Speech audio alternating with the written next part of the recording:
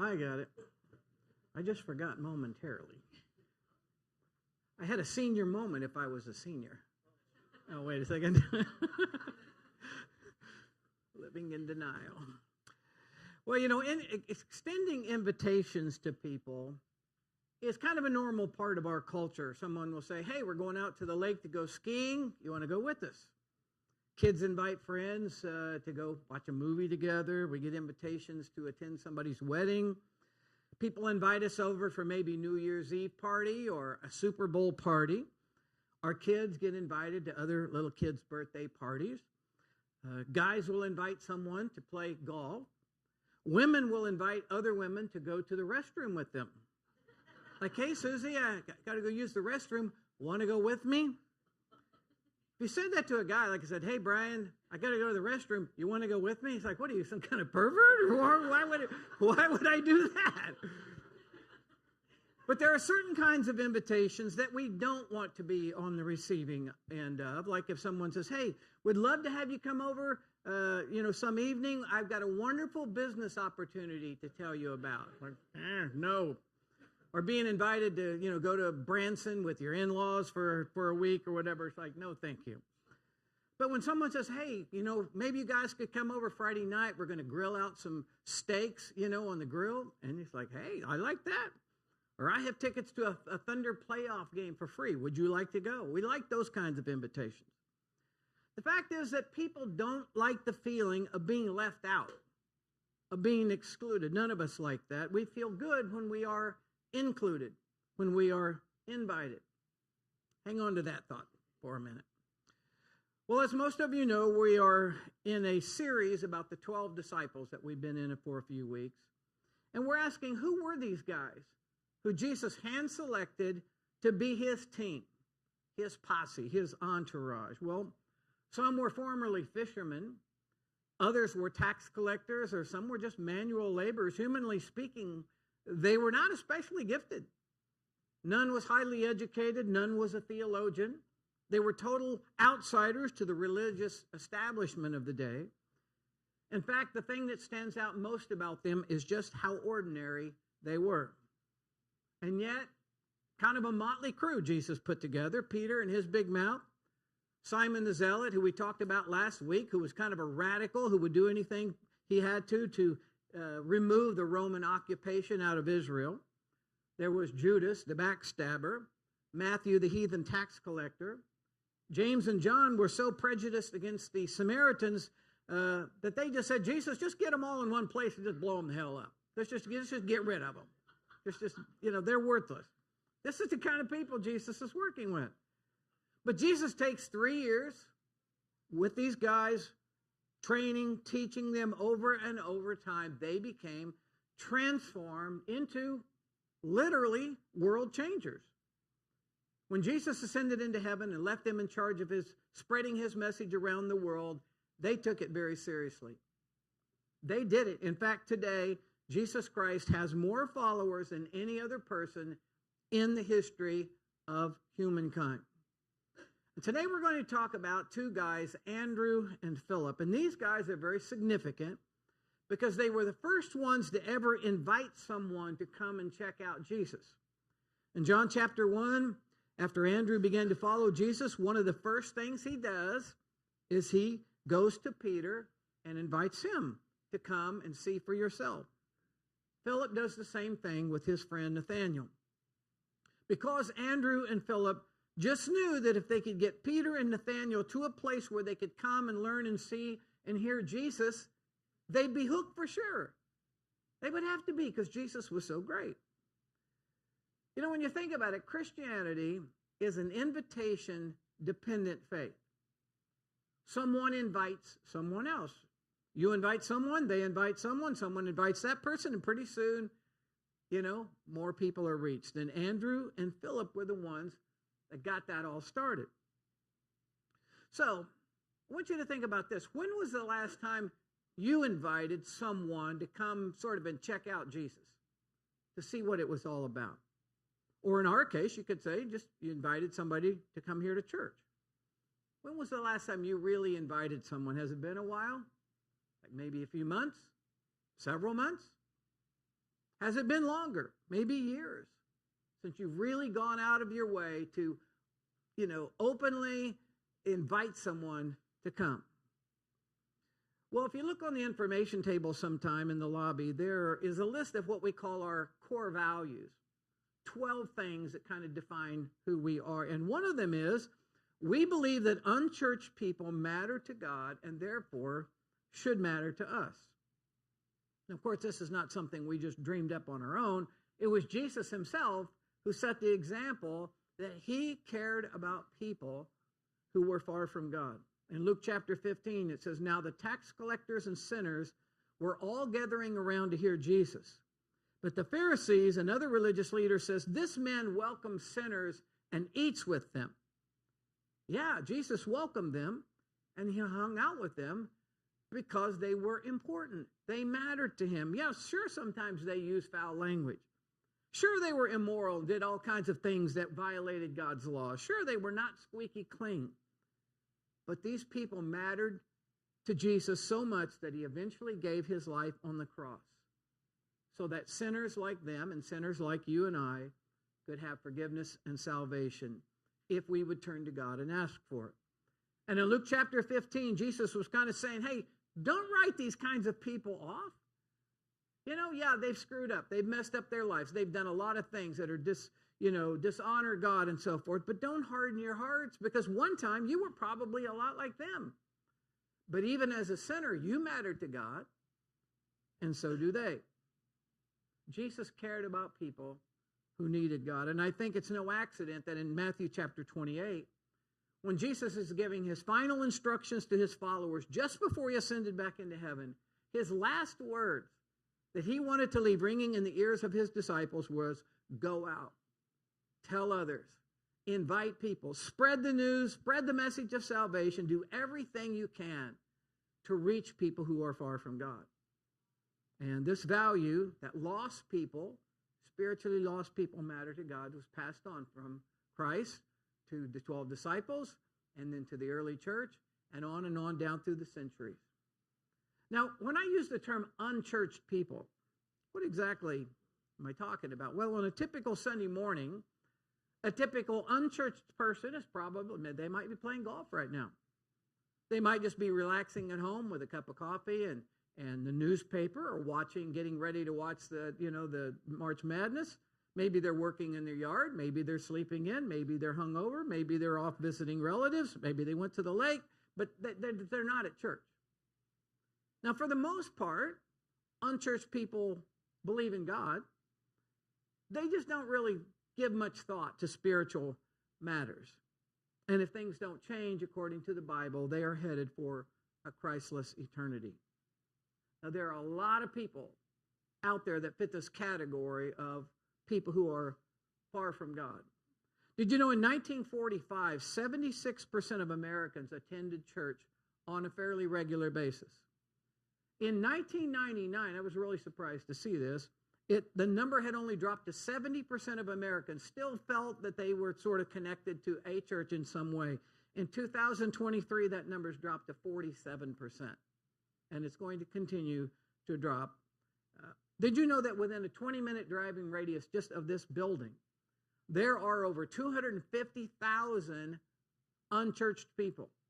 Now, not 250,000 people who, half of whom are believers, but 250,000, 250,000 unchurched people. They're everywhere, and they matter to God. We know they matter to God. The question is, do they matter to us? Do they matter to you? Well, in Romans chapter 1, verse 16, Paul writes, I am not ashamed of the gospel, because it is the power of God for the salvation of everyone who believes. Now, why would Paul even be tempted to be ashamed or embarrassed about the gospel? Well, in his day, Christianity was identified with a poor Jewish carpenter who had been executed. That's kind of how people thought of Christianity. The Romans, they didn't think too much of Israel. That was just one more small nation of many that they had conquered and ruled. So how could they be impressed with a poor carpenter who was considered such a criminal that he was crucified? Now, Rome was a proud city. Rome viewed itself as the most powerful, most sophisticated city of the known world at that time. And of course, they weren't going to be impressed by some Christians proclaiming this Jesus, a Jewish carpenter, was the long-awaited Messiah. I mean, what was a Messiah, to these irreligious Romans anyway? I mean, they had no use for information about some obscure religious sect whose leader had died and then supposedly come back from the dead. Yeah. So maybe Paul wrote these words to the Christians in Rome to try to bolster their courage, that by saying, I am not ashamed of the gospel, that perhaps they would not be ashamed of the gospel. Well, let me ask you, have you ever been embarrassed or ashamed that people maybe knowing that you were a Christian or that you go to church? Here's why I think that Paul told the believers in Rome not to be ashamed of the gospel. A philosopher of that day referred to Rome as a cesspool of iniquity. Another called it a filthy sewer. Along with its wealth and military power, Rome, other than that, was kind of a weak nation because it had no moral or ethical foundation. So no wonder Paul wasn't ashamed. He was taking to godless Rome the one message that had the power to change people's lives. Only the gospel can transform sinful, selfish, corrupt people into forgiven, compassionate, honest people. So why be ashamed of a message that can do all that for people? And the same is true for us today. Regardless of people's perception of Jesus, Bible, Christianity, and so forth, the fact is that the gospel has more power to give people what they really want and what they really need than anything else. God can give people purpose and direction for their life. God can cause people to feel loved and cared for and forgiven. God can bring happiness. People can experience God's strength in tough times in their lives. They can build their marriages and their families according to God's blueprints, the ones that actually work. They can find forgiveness for past mistakes and failures, and they can have the assurance that one day they're going to go to heaven forever. Why should we be ashamed to be associated with something that gives all that to people? Why should we be embarrassed to persuade people to give God a chance to do all of those wonderful things in their lives? I mean, I think people who aren't Christ followers are missing out. They're missing out on so many great things. They don't think they are because they probably bought into the negative stereotypes that Christians never have fun, and the more miserable you are, the more spiritual you are, etc., etc. But the reality is that the gospel of Jesus actually delivers more of what people want and need today than does a life of drugs or money or self-centeredness ever could. I mean, that's the reality. So heck no, I'm not going to be ashamed of trying to persuade people to give God a chance in their life, because it's going to improve their life. It's going to transform their lives. It's going to change their eternal trajectory.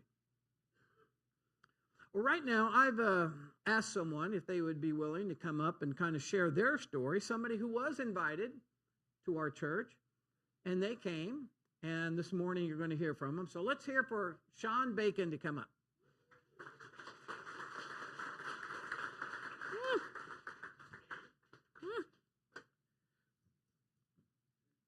Yeah, well, here you go, Sean. Yeah, get over there. Use that, because that microphone won't reach all the way.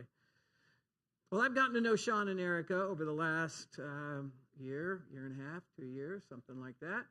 And I really enjoy being around these guys, and I thought you might like to hear from them today, how they got here. So about a year and a half, 2 years ago. 2 years? 2 years ago, yeah. Paul Blevins back there is neighbors across the street.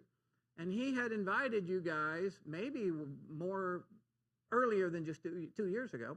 He invited you guys and said, hey, come to my church sometime. And so was your first response, yikes, no, I do not want to go visit somebody's church? Or was it, yeah, sure, that sounds fun? What was your... I was nice to Paul. Well, let me back up a little bit. So Paul, if a little bit closer. Yeah, you go. Better. Yeah. Paul lives directly across the street from me. So if I open my garage door, typically, Paul is standing in the driveway waiting for me to come outside and talk to him. Okay. So and just in the beginning, and this is what I like to say, BE. This is before Erica. Okay. This is before Erica. So it was just me in my house, 3 kids, single dad, and Paul would come over and talk to me, and he was just kind of the kooky neighbor across the street. So it was kind of a yikes situation, for sure. And I'd come up with all these excuses in my head before I'd open my garage door to make sure, I had something to tell him and a good excuse. So, anyways, I ended up coming to church. I did come. Nobody remembers me that time. It was before Erica I came.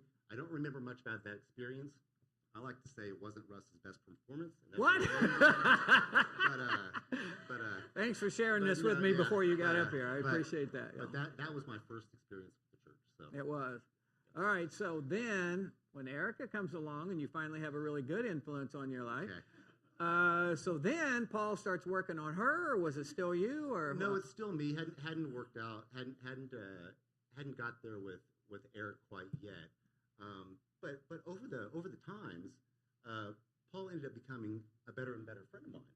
So it was harder for me to come up with these excuses, and so it wouldn't be anything for me and Paul to send outside 4 stints of 30 minutes at a time talking about whatever, and Tina ended up talking to me more, being a part of my life, and ended up becoming one of my favorite ladies in my life. So that was important to me, and Eric and I talked about it. We started becoming a couple. We had 4 kids between us, and we knew we needed to get into church, and so that was the second time. That was the second time we really came, and I actually gave it a chance, if you will. It was our time to try to figure out what church we were going to belong to. So what did you think when Paul invited you to come? What did you have in mind would happen? Did you think, we're going to be like casting demons out of people and everybody running around yelling, or people with incense, like a Catholic there? What was in your mind? What would happen? So there's 2 things. Okay, so right down the street, I could throw a rock at the house. I was babysat and grew up at a friend's house. Right over here on Highland Parkway, there were the Fosters. And they took me to church as a kid, and we'd go to the First Baptist Church on Main Street. It was a big church, and it was kind of boring for a kid, if you will. You sat there and you waited, try to find your way to escape out to the donut room, and you kind of listened to this boring. It wasn't like this. There was no band. It was just real churchy, if you will. And then later on in life, you go to a place like, you have an experience like a life church, okay, and it's big, and you kind of almost feel like it's like I like to call it a fashion show. Like people go there just to kind of be seen. And so I was coming to this church. Mind you, I kind of got out of my brain that first experience that I had without Erica, and so I thought it was going to be really boring. Is it going to be a mix between this boring church that I thought of as a kid, or is it going to be this fashion show with a bunch of people? And that's kind of what I didn't know what I was coming in on. That was what I thought. But how it really was, right? How it really was, it wasn't like that at all. A small church that I'm not looking for escape out. There's no fashion show, if you will. And, what? I'm kind of offended by that part. Jana always. Jana, yes, okay. Jana always does. Thank you. That's really good. So you and Erica came, and when you came, I don't remember when you came the first time, but if you come with Erica, your appeal kind of goes up a little bit. You know what I'm saying? Yeah, she does make me look. I think she balances you out pretty good. So then you came, and then you guys decided to come back, though. You came. Paul was happy. Okay, they finally came, but you guys decided apparently to come back. What was behind that?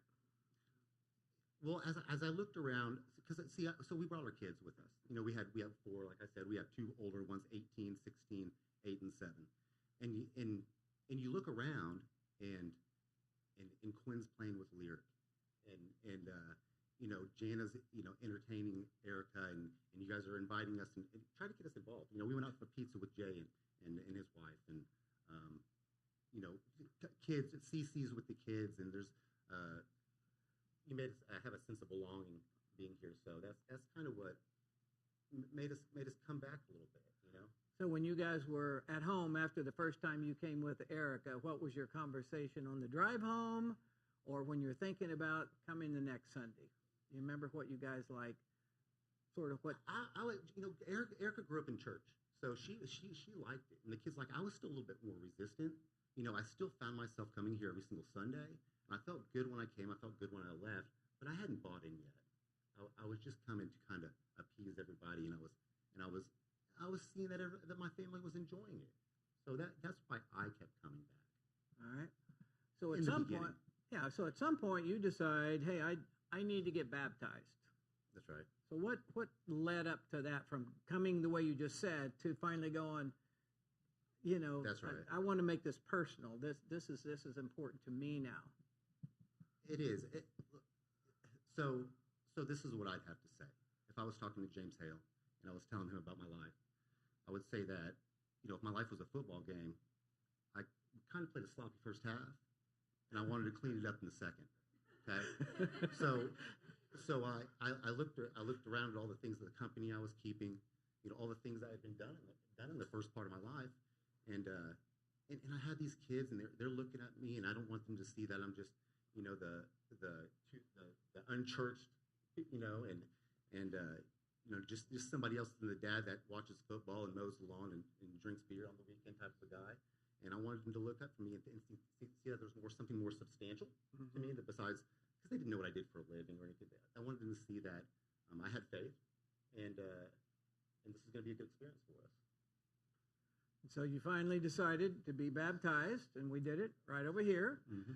And I did forewarn you that the more... I brought the tub in. I filled it up. Right? Yeah, you did. He brought the tub in. He filled it with water. He took it out. It's like, that's the first time anybody's actually just done everything.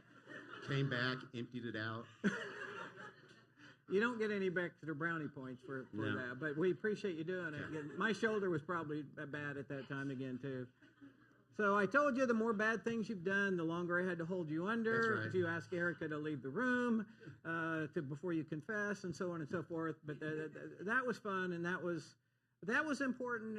And how do you view that now, looking back? Do you see that as like something, making a kind of a public statement of your faith, going, I'm not just going to have this quietly, I'm ready to announce it to other people that, I'm serious about this. This is the new Sean. That's exactly right. That was the point. Is like you said when you were getting it done, it's kind of like my wedding in a sense. Like I want everybody to know this is what I'm up to. I want to know everybody know this is what I believe. My kids, my family, everybody, and this is the way I want to. You have to treat me a certain way. This is the way I'm going to treat everybody else, and I want to hold myself accountable for living that life.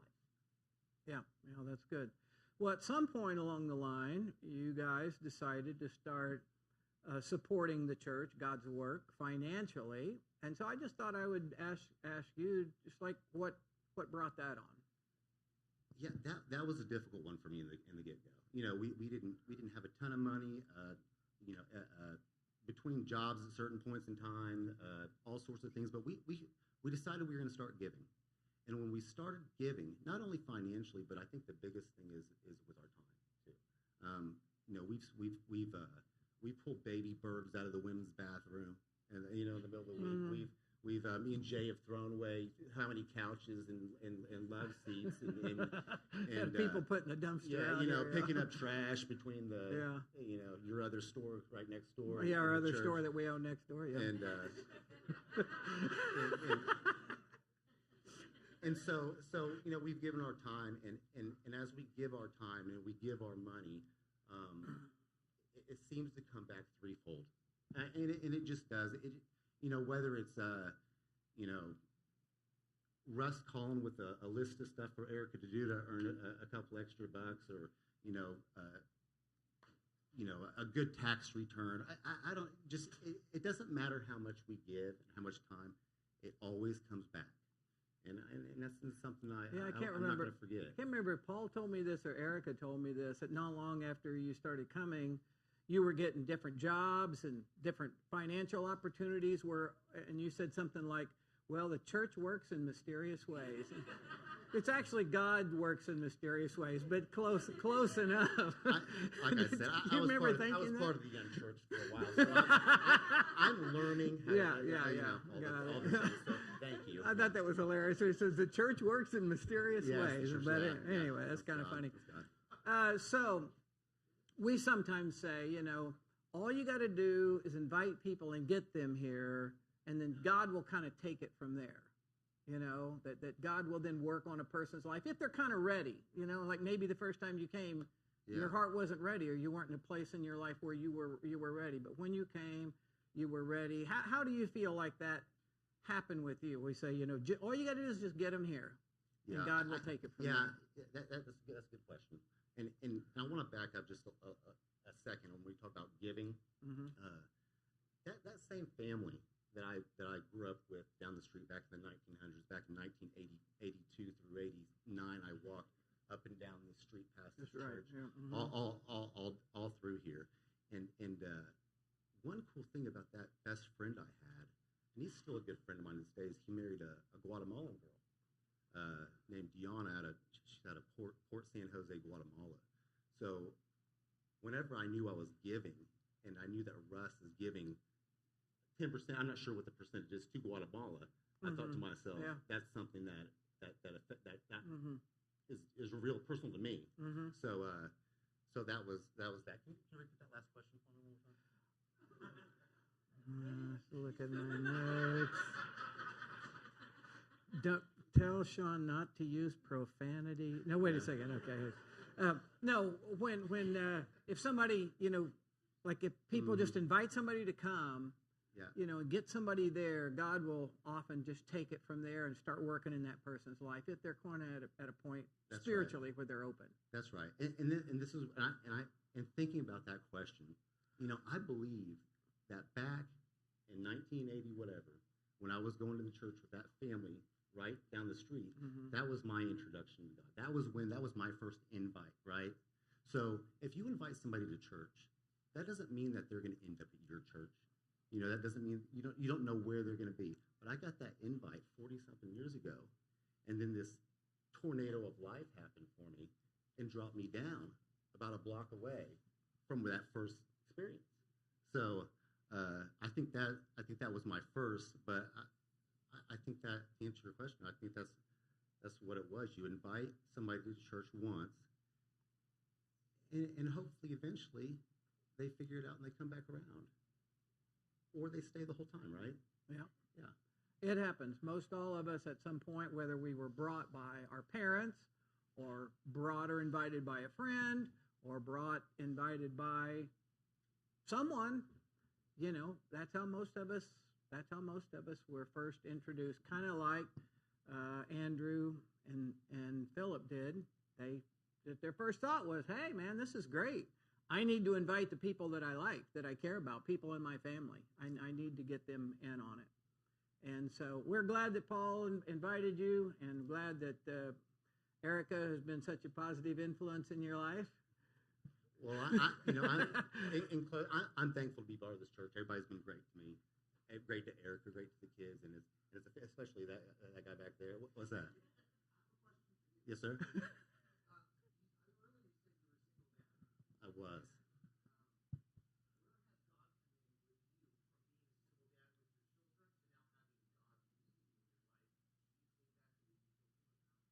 Oh, yeah, absolutely. Every decision that I make, whether it's my kids doing something right or something wrong, I try to think about what God would want me to do, and then I project that onto my kids, and that's really different from how things started. Back when I was a single dad, and I didn't have church in my life, the decisions I made were completely different than they are now. And now they're more intelligent, and I seem to get a better solution and a better resolution using God in my life. Any other random person from the audience have a question for Sean? You handled it great. Hey, let's hear it for Sean. Thanks a lot for coming up, man. Appreciate it. Thank you. Yeah, I'll take that. All right. Well, we want to be a place where unchurched people, whether they're an atheist or whether they're seekers, where they can come and find God. They can come with their doubts, their arguments, their questions. They don't have to reform themselves before they come. They just show up just as they are. If they're married or divorced or single, doesn't matter. Whether they are a bouncer or a banker, doesn't matter. Whether they're red, white, black, or blue, Democrat, Republican, pierced body parts or surgically enhanced body parts, we do not discriminate, doesn't matter. We want them to come here so that they can maybe find God and the trajectory not only of their life but of their eternal destiny change. That's what's really important. So what do you say today? We recommit ourselves to being more like Andrew and more like Phillip and more like Paul Blevins, to be inviters and to be includers, to be bolder than maybe we have been, to commit ourselves to praying that spiritually lost people will not only matter to God, but that they'll also matter to us. And maybe even 2 weeks from now is Easter, which is the best time of year to invite because more people are going to go, yeah, sure, I'll go to church on Easter. We could really invite coworkers and family members and friends to come and just see what God does. Well, I hope you'll stay for our potluck lunch. And this time I want to give you a little challenge. In addition to sitting by friends and family that you know, maybe try to sit at a table also with some people that you don't know maybe. You've seen them around, but you don't really know their name. You haven't talked to them much. Maybe do a little bit of that too. And that will help them to feel more included. And it'll expand your circle of friends also. So let's stand. We'll have our closing prayer. And then you guys, hopefully, if you can't stick around, we understand. But if you can, then go on out in the lobby and get some food. We'll set up more tables in here.